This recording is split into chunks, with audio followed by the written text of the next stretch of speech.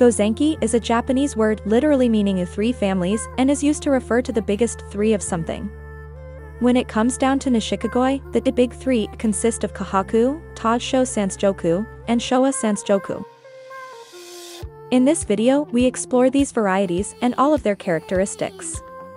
This video is part of a series. If you don't want to miss out on these future videos, please subscribe to the channel and like the video. Now let's take a look first at Kohaku. Enjoy! Kohaku literally translates to red and white. It is a white koi with red patterns. Due to the simplicity of the color combination, small deviations are very noticeable. Therefore, a perfect Kohaku is extremely difficult to breed and foster to show its perfection at the right time.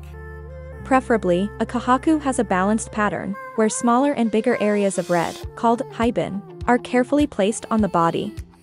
The fins and tail are supposed to be fully white. Kohaku can be subdivided into several appearances. The Inazuma Kohaku has a zigzag pattern from head to tail. Inazuma means bolt of lightning. When the red pattern is broken in two separate spots, it is called a Anaiden Kohaku, where Anaiden translates to two. When there are three patterns, we are dealing with a Sandan Kohaku, and with four patterns we have a Beyondan Kohaku. A special one is a koi that only has a red pattern on the head, like the red spot of the crane bird. This is called a Tancho Kohaku, and it often referenced as the Japanese flag. The Tancho Kohaku is a variety of its own and will be presented later.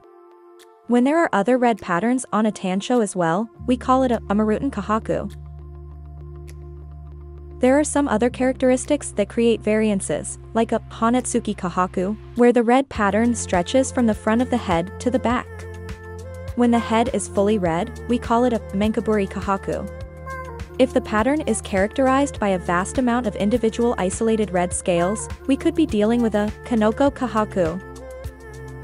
Kohaku not only comes in a scaled variety, but also in a scaleless variety. This is called a Doitsu. And there is also a shiny glittering version called a Ginrin. These characteristics can be applied to all varieties. A Taisho Sanshoku, also known as Sanke, is best described as a perfect Kohaku with black spots. Immaculate placement of the black is highly appreciated, almost mandatory to prevent an unbalanced pattern. Sanke follows the same pattern descriptions as the Kohaku. The Sanke is an older variety than Kohaku. A perfect Sanke is a Kohaku with well-defined black spots. As with Kohaku, the white should be snow white and lustrous, and the red markings, high, should be deep in color with the edges of the pattern well-defined. The sumi, that translates to black, should be deep black, though it usually appears as light blue or gray in young koi, before it fully develops. The sumi is allowed both on the white, called Tsubo Sumi, as on the red, called Kasani Sumi. The Sanke also comes in Doitsu and Ginrin appearances. A Ginrin Sanke is a very desirable fish that also comes in a Ginrin Tancho variety. Some breeders focus specifically on Ginrin varieties of the Kohaku and Sanke. But most of the time these are byproducts of the breeding process. However, a high-quality Ginrin koi is candy for the eye and truly a living jewel.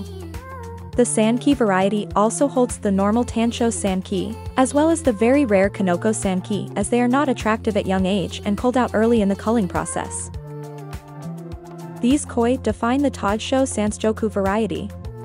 We are now going to take a look at the Showa Sanshoku, which is also a koi with the three colors white, red and black. A Showa Sanshoku, also known as Showa, is an old variety that has its roots from the Magoi. The Magoi, which is a carp that was held for food in the wintertime in Nagata, Japan, is a black koi. For this reason, the color black is the base color of the Showa. This is where the Showa differs from the Kohaku and Sanke, that have white as a base color. Showa must have, most importantly, sumi on the head. It's preferable for them to have all three colors on their head. Ideally, the red, white, and black should not interrupt one another, but rather should flow about one another. Showa is a very popular variety as sumi has a very interesting development path, and the battle between black, white and red is one with surprises all the way. A mature Showa that is fully developed is absolute eye candy. The traditional Showa only has a maximum of 30% of the color white. Therefore, the traditional Showa is mostly black and red. On some traditional Showa, sumi is very predominantly present, causing them to be almost invisible in dark ponds. During time, breeders succeeded in breeding in more white, and the modern Showa was born. This is called a Kindai Showa, where white is the predominant color. Next to the traditional Showa and the Kindai Showa, we also distinguish the Ehi Showa, where Ehi translates to red. Next to these three main Showa varieties, a broad set of derivatives exist. The Kanoko Showa is a rare variety as it is very hard to find good species. Secondary beni is sometimes considered to be Kanoko, but this is often not the case and just bad beni. Showa is also available without scales, being a Doitsu Showa. These can be breathtaking as the transitions between patterns and colors are sharp and beautifully contrasting. A special Showa variety is the Ikin Showa. This is a metallic bronze-colored koi with the same basic coloring. And we close this overview with the Tancho Showa. There are a few more varieties like the Ginrin Tancho Showa and the Egoromo Showa, but they will be presented in a later video. Now that we have explored the three families of the Gosanke, you probably noticed that the differences between a Showa Sanshoku and a Taisho Sanshoku can be refined in some cases. However, as a rule of thumb, there are two aspects to study in case of doubt. Sanke and Showa have different genes.